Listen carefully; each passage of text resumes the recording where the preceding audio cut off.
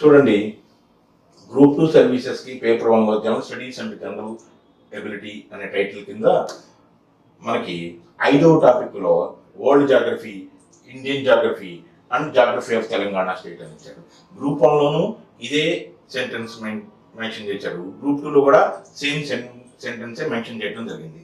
దీని నేపథ్యంలో ప్రిలిమినరీ ఎగ్జామినేషన్కి అంటే ఆబ్జెక్టివ్ ఓరియంటెడ్ ఎగ్జామినేషన్కి మనం వరల్డ్ జాగ్రఫీలో ఏ అంశాలను చదువుకోవాలి, ఇండియన్ జాగ్రఫీలో ఏ అంశాలను చదువుకోవాలి, తెలంగాణ జాగ్రఫీలో ఏ అంశాలను చదువుకోవాలి అనే దాని గురించి పూర్తిగా విశ్లేషించుకునే ముందు ఇటీవల కాలంలో జరిగినటువంటి ఒక గ్రూప్ 2 ఎగ్జామ్ పేపర్లో క్వశ్చన్స్ని తీసుకొని చూద్దాం. చూడండి, 2016లో జరిగింది. ఆ పేపర్ తీసుకున్నామండి. క్వశ్చన్స్ ఎలా అడుగుతున్నారు? దాంట్లో ముందుగా జాగ్రఫీ క్వశ్చన్ ఏమడిగారంటే 19th bit, ozone layer protects earth from ultraviolet rays, which of the following harms the ozone layer. అంటే ఇది క్లైమటాలజీకి సంబంధించి, పొల్యూషన్కి సంబంధించి, ఎన్విరాన్మెంట్కి సంబంధించి కాంబినేషనల్ క్వశ్చన్ అంటాం దీన్ని. అట్లా ఇది బేసిక్గా జాగ్రఫీలో క్లైమటాలజీ శీతోష్ణ స్థితి శాస్త్రంలో మొట్టమొదటిది అట్మాస్ఫిరిక్ కంపోజిషన్ దగ్గర మనం చదువుతాం. స్ట్రాటిఫైడ్ లేయర్స్ అని ఉంటాయి. స్ట్రక్చర్ స్ట్రాటిఫైడ్ లేయర్స్, ట్రోపోస్ఫియర్, స్ట్రాటోస్ఫియర్లో ఓజోన్ లేయర్ ఉంటుంది. ఆ ఓజోన్ లేయర్ అక్కడే ఎందుకు ఫామ్ అవుతుంది అనేది చాలా ముఖ్యమైనది. చూడండి, దానికి సంబంధించి ఈ ప్రశ్న అడిగినట్టుగా మనం అనుకోవచ్చు. అట్లాగే తర్వాత చూడండి, నేను క్వశ్చన్ పేపర్ డిస్కస్ చేయట్లేదండి. ఆ టాపిక్ ఎక్కడి నుంచి తీసుకొచ్చారు, మన సిలబస్ లైన్ ఏంటి, దాన్ని అర్థం చేసుకోవాలి ముందుగా. ఆ తర్వాత national disaster response force NDRF works under which ministry in the central government. చూడండి, డిజాస్టర్స్ అనేటువంటివి ప్రాథమికంగా జాగ్రఫీకి ముడిపడి ఉంటాయి. అంటే extreme nature of the common process in physical geography termed as disasters. అంతేనండి.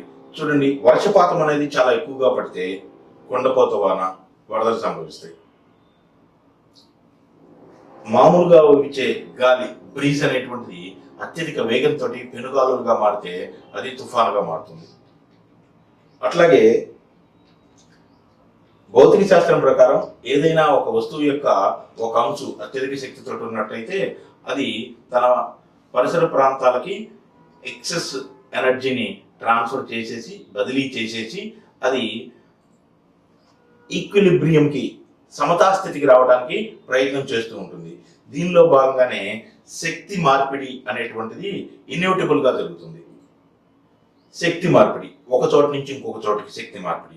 ఏదైనా ఒక ప్రాంతంలో భూ ఉపరితలం మీద అకస్మాత్తుగా అత్యధిక మొత్తాలలో శక్తి గనక విడుదల చేయబడినట్లయితే అవి డిజాస్టర్స్గా మారుంటాయి. అవి ప్రధానంగా 2 రకాలు. ఒకటి భూకంపాలు, రెండవది అగ్నిపర్వతాలు.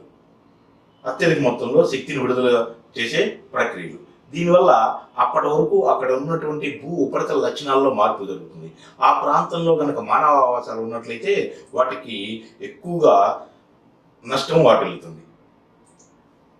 ఈ అంశాలని ప్రాథమికంగా మనం ఫిజికల్ జాగ్రఫీలో చదువుతాం, భౌతిక భూగోళ శాస్త్రంలో చదువుతాం. అయితే అటువంటి అత్యధిక మొత్తాల్లో శక్తిని విడుదల చేసే ప్రక్రియలన్నింటినీ ఒకటి దగ్గర తీసుకొచ్చి వాటిని డిజాస్టర్స్గా నామాంతరం చేసి వాటి యొక్క లక్షణాలని అర్థం చేసుకుంటూ వాటి నుంచి ఎలా తప్పించుకోవచ్చో ప్రత్యేకంగా చదివేదే డిజాస్టర్ మేనేజ్మెంట్. వీటి యొక్క ప్రాథమిక లక్షణాలన్నీ ఎక్కడ చదువుతామండి? మనం భౌతిక భూగోళ శాస్త్రంలో చదువుతాం. అయితే ఇక్కడ ఏమడిగాడు, ఆ ఎన్డీఆర్ఎఫ్ ప్రభుత్వంలో ఏ మంత్రిత్వ శాఖ ఆధీనంలో పనిచేస్తుంది అని అడిగాడు. సో మనం దాన్ని ప్రత్యేకించి ఒక శాఖ కింద ఏర్పాటు చేసినప్పుడు జాగ్రఫీ వాళ్ళైనా సరే దీన్ని తెలుసుకోవాల్సిన అవసరం ఉంటుంది. ఇది యాక్చువల్గా ఈ బిట్ నేచర్ ప్రకారం పబ్లిక్ అడ్మినిస్ట్రేషన్లో వస్తుంది. కానీ ఈ బిట్కి సంబంధించిన ప్రాథమిక లక్షణం జాగ్రఫీలో ఉంది కాబట్టి జాగ్రఫీలో ఉండే లక్షణాలని మేనేజ్ చేసేటువంటి పరిస్థితి ఈ సమాజంలో వచ్చింది కాబట్టి దాన్ని కూడా జాగ్రఫీ చదివే వాళ్ళు ఖచ్చితంగా చదవాలి. అది బౌండరీ. సో జాగ్రఫీకి ఇంటర్ డిసిప్లినరీ క్యారెక్టర్ ఉంది అనేటువంటిది మీరు ఇక్కడ గుర్తించాలి. Inter disciplinary geography is related with public administration, political science, history, economy, science and technology, environment, demography, ఇట్లా అనేక సబ్జెక్టులతోటి జాగ్రఫీకి ముడిపడి ఉండే లక్షణం ఉంది. అందువల్ల ఇటువంటి బిట్లన్నీ కూడా మనం జాగ్రఫీలో చదువుతాం. అట్లాగే తర్వాత చూడండి, అభివృద్ధి కార్యక్రమాలు విపత్తు ముప్పుకు దోహదం చేస్తాయనే వాదాన్ని ఎదుర్కొనేందుకు ఒక పద్ధతి ఏంటి? ఇది డిజాస్టర్ మేనేజ్మెంట్ లో ఎక్స్క్లూజివ్ లాజికల్ క్వశ్చన్ థీరీ మీద. సో ఇటువంటివన్నీ మనం డిజాస్టర్ మేనేజ్మెంట్ చదివేటప్పుడు దాని లక్షణాన్ని అర్థం చేసుకునే ప్రాంతంలో ఉండే సబ్జెక్ట్ కంటెంట్. అభివృద్ధి కార్యక్రమాలు విపత్తు ముప్పునకు దోహదం చేస్తాయనే వాదాన్ని ఎదుర్కొనేందుకు ఒక పద్ధతి ఏంటి అంటే దీని ఉద్దేశం ఏంటి? అభివృద్ధి జరుగుతుండటం వల్ల విపత్తులు ఎక్కువగా వస్తున్నాయి అనేది ఒక వాదం. విపత్తులు వస్తాయని చెప్పి అభివృద్ధి వైపు అడుగు లేకుండా ఆగగలుగుతుందండి ఈ మానవ సమాజం? సో ఈ తార్కికమైనటువంటి ప్రశ్నలకు సంబంధించి పద్ధతి ప్రకారం మనం విశ్లేషించుకోవాల్సిన అవసరం ఉంటుంది. ఆ తర్వాత చూడండి, భూకంపాల వలె హఠాత్తుగా కాకుండా కరువు నెమ్మదిగా వచ్చే ప్రమాదం. దీన్ని ఎదుర్కొనేందుకు ఈ క్రింది వాటిలో ఒక చర్య ఏంటి? భూకంపం అంటే మాక్సిమం వితిన్ సెకండ్స్ లో అయిపోతుందండి. 2 to 3 seconds, మాక్సిమం 5 seconds. అంతకుమించి ఉందంటే దాని మ్యాసివ్ డిజాస్టర్ అంటారు. సో అలా కాకుండా చాలా నిదానంగా వచ్చేది. స్లో ఆన్సెట్ అనేది డ్రాట్ లక్షణం. డ్రాట్ యొక్క బేసిక్ క్యారెక్టర్ ఏంటంటే స్లో ఆన్సెట్. ఈ స్లో ఆన్సెట్కి సంబంధించి దీన్ని కరువు రాకుండా ఏం ఎదుర్కోవాలి అంటే దీర్ఘకాలిక ప్రణాళిక ద్వారా ఆధునిక సాంకేతికత ఉపయోగించి సేద్య జలాల వినియోగం చేయాలి అనేది ఇక్కడ ఇచ్చిన ఆప్షన్స్లో నుంచే ఖచ్చితంగా పిక్ చేసుకోవాలి. అర్థమవుతుందండి. సో మన సబ్జెక్ట్ బౌండరీ ఎంతవరకు ఉంటుంది అనేటువంటిది చూడండి. ఈ పేపర్లో ఎక్కువగా డిజాస్టర్ మేనేజ్మెంట్ మీద క్వశ్చన్స్ అడగడం జరిగింది. డిసెంబర్ 1984లో సుమారు 5 లక్షల మందికి హాని కలిగించిన భోపాల్ విపత్తు కారణం ఏంటి?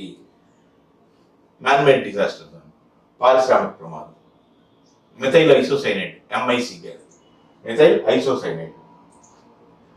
అట్లాగే తర్వాత పెట్టి చూడండి, ఈ కింద పేర్కొన్న దేశాల్లో ఏ దేశానికి లేదా దేశాలకు అణు ఇంధన సరఫరా కూటమి న్యూక్లియర్ సప్లై గ్రూప్ లో సభ్యత్వం ఉంది. ఇది ఎందుకుట? Nuclear supply ఎందుకుట? చూడండి, ఇంధనం, ఎనర్జీ, ఫ్యూయల్ వీటన్నిటికి సంబంధించి ప్రస్తుత కాలంలో చాలా ప్రత్యేకత ఉంది. థర్మల్ పవర్ మీదనే ప్రస్తుతం చాలా దేశాలు ఆధారపడి ఉన్నాయి, బొగ్గు లేదా పెట్రోలియం ఉత్పత్తుల మీద. అయితే అవి చాలా ఫాస్ట్గా డిక్రీజ్ అవుతూ వస్తున్నాయి. దీన్ని ఎదుర్కోవడానికే కొత్త కొత్త మార్గాలను అన్వేషిస్తూ ఉంది. వాటిల్లో ఒకటి అణుశక్తి. అణుశక్తికి సంబంధించి చాలా దేశాల కూటమిగా ఏర్పడింది. దాంట్లో ఇటీవల కాలంలో ఒక దేశానికి రెండు దేశాలకు సభ్యత్వం వచ్చింది. అటువంటి దేశం ఏది అని అడిగారు. రైట్. ఆ తర్వాత చూడండి, under the Indus Water Treaty India had been given the exclusive rights over the rivers of అంటే ఇండస్, IJCRBS అనేది గుర్తుపెట్టుకోండి. IJCRBS నార్త్ నుంచి సౌత్ కి ఇండస్, జీలం, చీనాబ్, రావి, బియాస్, సట్లెజ్ రివర్స్ ఉంటాయి. ఇవన్నీ కూడా ఇండస్ బేసిన్ కి సంబంధించి. మిగతా 5 దాంట్లో 5 ఇండస్ యొక్క ప్రధానమైనటువంటి ఉపనదులు. అయితే వీటిల్లో ఈ మొత్తంలో భారతదేశానికి పూర్తిగా ఉన్నటువంటి హక్కులున్న 2 నదులు ఉన్నాయి. అవి ఏంటి అని అడిగాడండి. అంతే. రైట్. ఆ తర్వాత నేను పేపర్ ఎక్స్ప్లెయిన్ చేయట్లేదండి, సబ్జెక్ట్ ని ఏ బౌండరీ వరకు చదవాలో తెలుసుకున్నాను. భారత్ మరియు మయన్మార్ల సంయుక్త కాలదాన్ మల్టీ మోడల్ ట్రాన్సిట్ ప్రాజెక్ట్ లో ఈ క్రింది వాళ్ళలో ఏ రవాణా సౌకర్యాలు ఉన్నాయి? చూడండి, ఇవే రైలు, రోడ్డు, నౌకాయానం, అంతర్గత నీటి రవాణా. ఈ 4 మీన్స్ ఆఫ్ ట్రాన్స్పోర్టేషన్ అయితే వీటిల్లో ఏ మార్గాలు కలిపి ఈ ప్రాజెక్ట్ లో భాగంగా ఉన్నాయి అని. ఆ తర్వాత Pravara is one of the tributaries of. Pravara అనేటువంటిది ఒక ఉపనది అని చెబుతున్నాడు. దీనికి ఉపనది అని అడుగుతున్నాడండి. ఎంత సింపుల్ బిట్ అండి ఇది. 4th 5th క్లాస్ లో ఉండేది, ఇది 6th క్లాస్ NCERT లో ఉంటుందండి. తర్వాత ground water utilization is the highest in the state of immediate గా నెక్స్ట్ గ్రౌండ్ వాటర్ యూటిలైజేషన్ ఏ స్టేట్ లో చాలా ఎక్కువగా ఉంది అని అడుగుతున్నాడు. అంటే అక్కడ నదులు లేకపోయి ఉండాలి, లేదంటే వ్యవసాయం మీద ఒత్తిడి ఎక్కువగా ఉండాలి. అగ్రికల్చరల్ ఇంటెన్సిటీ అంటామండి. ఎందుకంటే భారతదేశానికి సంబంధించి ప్రధానంగా సీజనల్ రైన్ఫాల్ ఉంటుంది. ఋతువును అనుసరించినటువంటి వర్షపాతం ముఖ్యమైన లక్షణం అయితే, అదే సంవత్సరానికి 2-3 పంటలు పండించేటప్పుడు రెండో పంట సగం నుంచి మూడో పంట పూర్తిగా జైద్ అంటాం. వేసవి కాలంలో పంట జరిగేంత వరకు కూడా ఆ కార్యకలాపాలకి నీటి వనరులు అవసరం అవుతాయి. అందుకని ఇన్ఎవిటబుల్గా తప్పనిసరిగా భూగర్భ జలాల మీద మాత్రమే ఆధారపడి వ్యవసాయ కార్యకలాపాలు భారతదేశంలో చాలా ఎక్కువగా జరుగుతున్నాయి. దీనివల్లే భారతదేశంలోని భూగర్భ జల మట్టాలు చాలా చాలా త్వరితగతిన తగ్గిపోతున్నాయి. భూగర్భ జల మట్టాలు తగ్గిపోతే కనీసం గడ్డి కూడా మొలవదు. డ్రై సర్ఫేస్ చాలా ఫాస్ట్గా టెంపరేచర్స్ని ఎక్స్చేంజ్ చేసుకుంటుంది అట్మాస్ఫియర్ తోటి. అలా చాలా ఫాస్ట్గా టెంపరేచర్స్ని ఎక్స్చేంజ్ చేసుకునే లక్షణం ఏ ప్రాంతంలో ఉపరితలానికి అయితే వస్తుందో అది క్రమేణా ఎడారిగా మారిపోతుంది. నార్మల్ యాక్సిడెంట్స్, సాధారణ క్షీణత క్రమాలు కూడా విలోమనాలుగా మారిపోతాయి. ఎడారి యొక్క ఉష్ణోగ్రత లక్షణం, ఉష్ణోగ్రత విలోమనం అనేటువంటిది, అటువంటి ప్రక్రియలు జరుగుతాయి. దాని మొత్తానికి ప్రాథమికంగా బేస్ రూట్ రీజన్ ఎక్కడుందండి? భూగర్భ జల మట్టాలు తగ్గిపోవటం దగ్గర ఉంది. అందుకని ఈ రాష్ట్రంలో చాలా ఎక్కువగా భూగర్భ జల మట్టాలు తగ్గిపోతున్నాయని అడిగాడు. ఆ తర్వాత ప్రశ్న చూడండి, the pass located at the southern end of the Nilgiri hills in south India is called. అంటే వెస్టర్న్ ఘాట్స్ లో సౌత్ లో ఉండేటువంటి గ్యాప్, కొండల మధ్యలో ఉండే గ్యాప్ ని పాస్ అని పిలుస్తాం. హిమాలయాస్ లో చాలా ఎక్కువగా ఉంటాయి. అట్లాగే వెస్టర్న్ ఘాట్స్ లో కూడా 3-4 ఇంపార్టెంట్ పాస్లు ఉన్నాయి. అవి పాలక్కాడ్ గ్యాప్ లేదా పాల్ఘాట్ గ్యాప్ అంటాం. పాలక్కాడ్ గ్యాప్ లేదా పాల్ఘాట్ గ్యాప్ అంటాం. రైట్. ఆ తర్వాత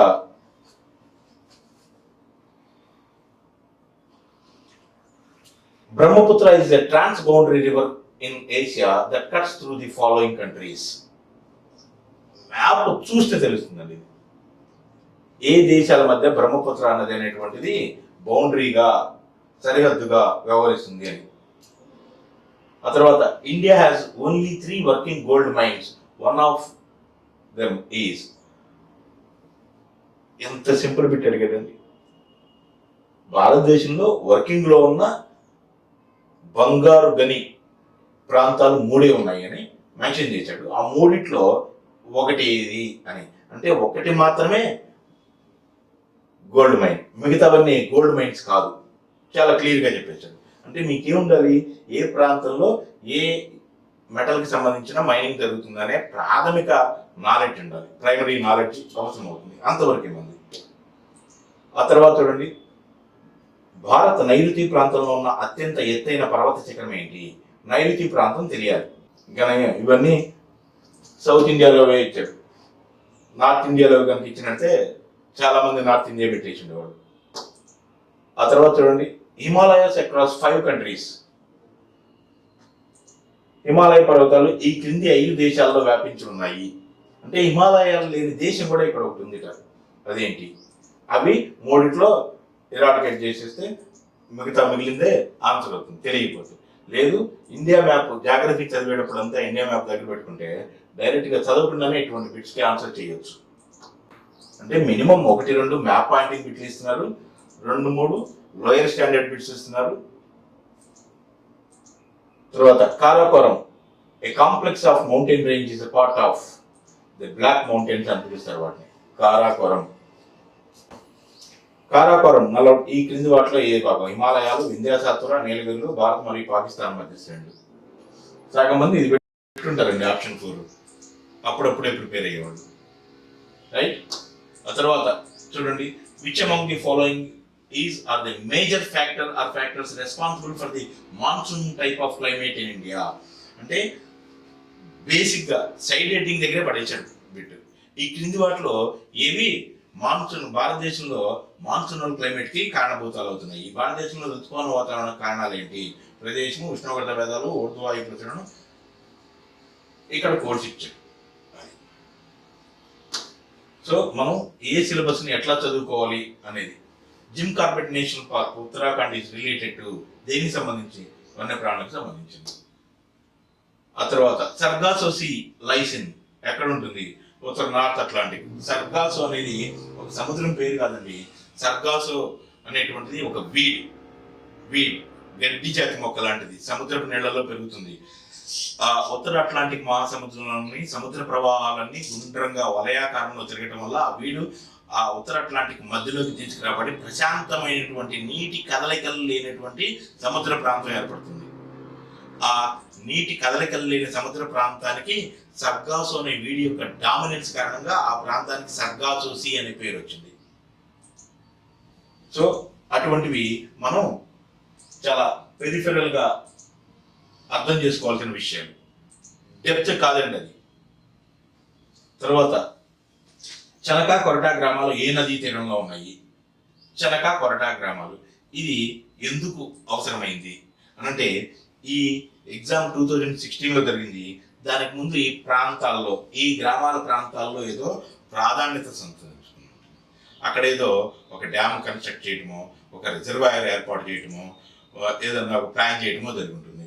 అందుకని ఈ చనకా కొరటా గ్రామాలని ఈ నది ఒడ్డున ఉన్నాయని చెప్పేసి జాగ్రఫీ పరంగా అడగటం జరిగింది. సో పేపర్ చదివేటప్పుడు కూడా సిలబస్ లైన్స్ కి సంబంధించి ఏమన్నా కరెంట్ ఈవెంట్స్, టాపిక్స్, ప్లేసెస్ వస్తే మనం అవన్నీ ఒక దగ్గర రాసుకొని ఒకసారి చదువుకుంటే సరిపోతుంది. ఆ తర్వాత first nuclear test and the code name smiling Buddha was conducted in Rajasthan in the year. చూడండి, బుద్ధుడు నవ్వాడు అని ఇందిరాగాంధీకి పంపించేశారంట ఫస్ట్. ఆ తర్వాత వాజ్పేయి బుద్ధుడు మళ్ళీ నవ్వాడు అని, రెండు పోఖ్రాన్ దగ్గర, ప్రోగ్రామ్ 1, ప్రోగ్రామ్ 2 ఆ ప్రాంతంలో ఫస్ట్ జరిగింది ఏ సంవత్సరంలో అని అడిగారండి.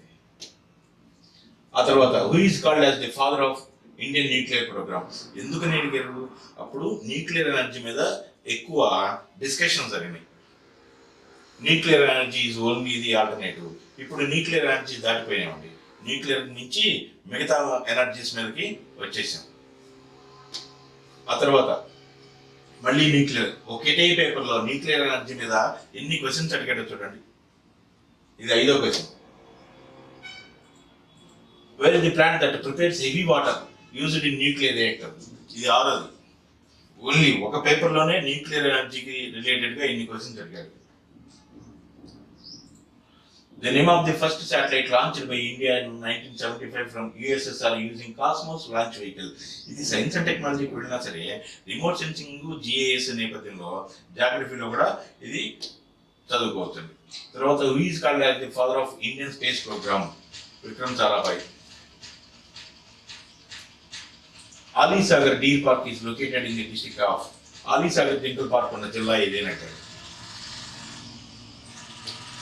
ఆ తర్వాత చూడండి, తెలంగాణ రాష్ట్రంలో అత్యంత విస్తృతంగా ఉన్న నేలలు ఏంటి? తెలంగాణ జాగ్రఫీకి వచ్చేసారు 2 బిట్లు.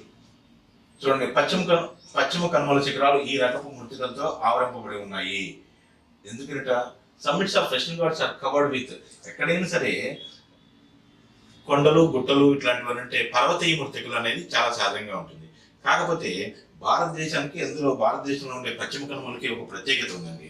ఆ ప్రత్యేకత కారణంగా ఆ ప్రాంతంలో seasonal rainfall, high temperatures alternative గా ఉండటం వల్ల ఏ రకమైన నేల అయినా సరే, అది నల్లరేగడి నేల కావచ్చు, లేదా ఎర్ర నేల కావచ్చు, ఒండ్రు నేల కావచ్చు, ఏదైనా కావచ్చు, alternative wet and dry condition లో అది గ్రాడ్యువల్ గా లాటరైట్ సాయిల్ గా మారిపోతుంది.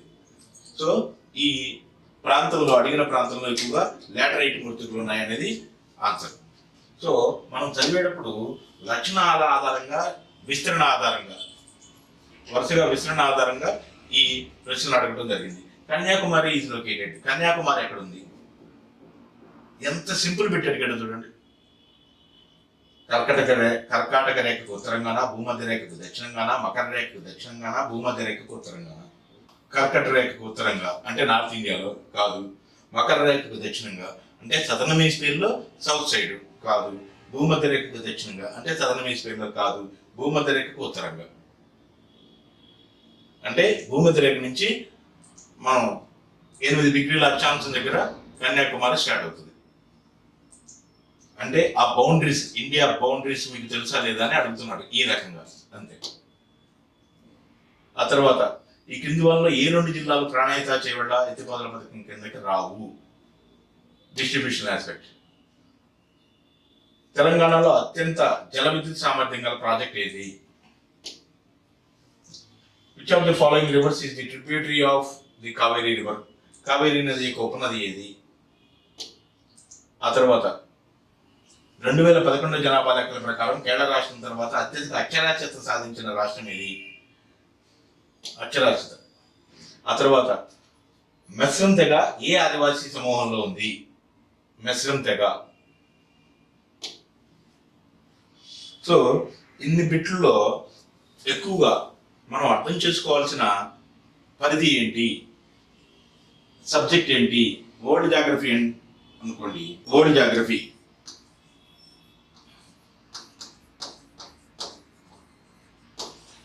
ఏ అంశాలు చదువుకోవాలి? దీంట్లో జనరల్ జాగ్రఫీ చదవాలి. General geography. ఈ జనరల్ జాగ్రఫీలో ఏ అంశాలు వస్తాయి చూడండి. ముందుగా ఎర్త్ ఎక్కడుంది? Solar system. Rotation, revolution and their effects. ఈ ఎఫెక్ట్స్ ఇంకా టైము సీజన్ ఎఫెక్ట్స్. ఆ తర్వాత చూడండి జనరల్ జాగ్రఫీలోని దీంతో పాటు major mountains and reverse.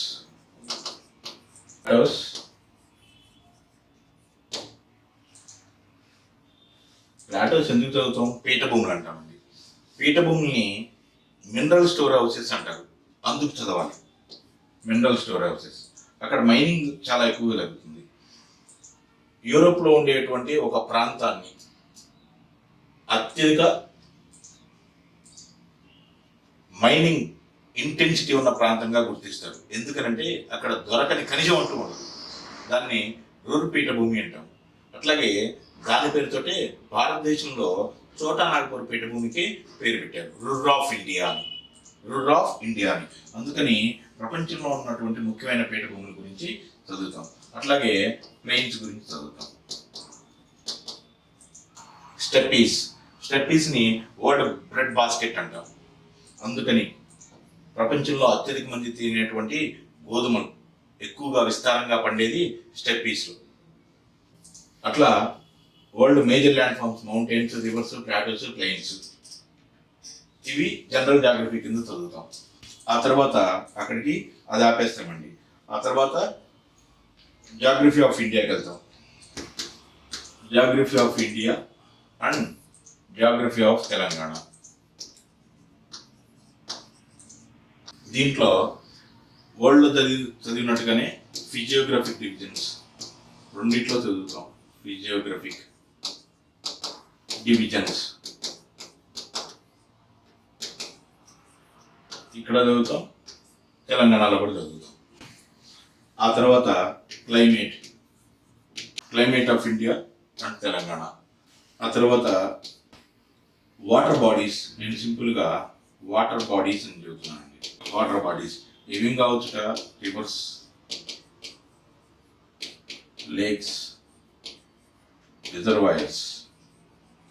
Reverse, lakes, reservoirs ఇవే ఇక్కడ కూడా చదువుతామండి తెలంగాణ జాగ్రఫీలో కూడా. తర్వాత సాయిల్స్ అండ్ వెజిటేషన్.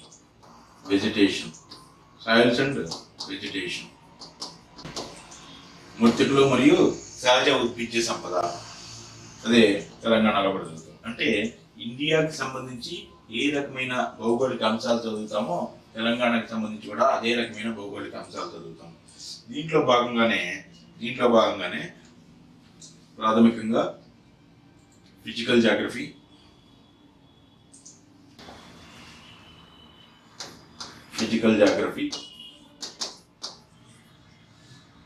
తర్వాత హ్యూమన్ జాగ్రఫీ, ఆ తర్వాత ఎకనామిక్ జాగ్రఫీ, ఫిజికల్ జాగ్రఫీ భౌతిక భూగోళ శాస్త్రం,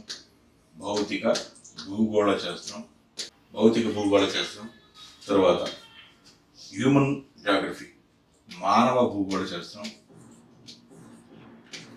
ఆ తర్వాత ఆర్థిక భూగోళ శాస్త్రం. వీటిల్లో కామన్గా భారతదేశానికి సంబంధించి చదువుతాం, అలాగే అవే టాపిక్స్ తెలంగాణకి సంబంధించి కూడా చదువుతాం. ఫిజికల్ జాగ్రఫీలో చదివినట్టుగానే హ్యూమన్ జాగ్రఫీ మానవ భూగోళ శాస్త్రంలో ఏ అంశాలు చదువుతామంటే జనాభాపరమైన అంశాలు చదువుతాం, కేవలం జనాభాపరమైన అంశాలు. దీంట్లో విశ్లేషణ అనేటువంటిది చాలా వరకు తక్కువగా ఉంటుంది, ఎక్కువగా ఫ్యాక్చువల్ ఇన్ఫర్మేషన్ గుర్తుపెట్టుకోవాల్సింది ఎక్కువగా ఉంటుంది. అలాగే ఆర్థిక భూగోళ శాస్త్రంలో ఏం చదువుతామంటే primary sector, secondary sector. Primary సెక్టార్లో ఏం చదువుతామంటే ఈ అగ్రికల్చర్, వ్యవసాయము మరియు మైనింగ్, గనుల తవ్వకం, ఈ రెండింటి గురించి ప్రైమరీ సెక్టార్లో చదువుతాం. అట్లాగే సెకండరీ సెక్టార్లో మ్యానుఫ్యాక్చరింగ్, ఉత్పత్తికి సంబంధించినవి చదువుతాం. మ్యానుఫ్యాక్చరింగ్ ఇండస్ట్రియల్ సెక్టార్ అంటామండి. పారిశ్రామిక రంగం గురించి ఇండస్ట్రీస్, ఏ ఇండస్ట్రీస్ ఎక్కడ ఉన్నాయి, ఎందుకు అక్కడ ఉన్నాయి, అంతవరకే జాగ్రత్త. అవి ఎంత ఉత్పత్తి చేస్తున్నాయి, ఎంత వ్యాపారం చేస్తున్నాయి అనేది ఆర్థిక శాస్త్రానికి సంబంధించింది. అట్లాగే టెరిషరీ సెక్టార్, సేవల రంగం భారతదేశంలో ఎంత విస్తృతంగా ఉందో, తెలంగాణలో హైదరాబాదు, వరంగల్ ఇటువంటి ప్రధాన పట్టణాల నుంచి కూడా అంతే ఎక్కువ మొత్తంలో సేవలు అందించబడుతున్నాయి వివిధ ప్రాంతాలకి, వివిధ రాష్ట్రాలకి, వివిధ దేశాలకి. అందుకని తెలంగాణలో కూడా సేవల రంగానికి సంబంధించి విశేషమైన ప్రాముఖ్యత ఉంది కాంపిటేటివ్ ఎగ్జామినేషన్లో. సో ఈ అంశాలతోటి మనం ప్రతి క్లాసుని, ప్రతి టాపిక్ని డీటెయిల్డ్గా చెప్పుకుంటాం, రైట్? ఈ నేపథ్యంలో మన క్లాసులన్నీ ఉంటాయి. ఎక్కడ డెప్త్కి వెళ్ళాలి, ఎక్కడ పెరిఫెరల్గా చదవాలనేది ప్రతి క్లాస్కి దేనికి సంబంధించిన టాపిక్ దగ్గర అక్కడ చెప్పుకుంటూ వెళ్ళటం జరిగింది. So please follow on Lakshan for TGPSC Group 1 Group 2 classes. If you have any doubts, please feel free to contact me through proper channel. Thank you one and all.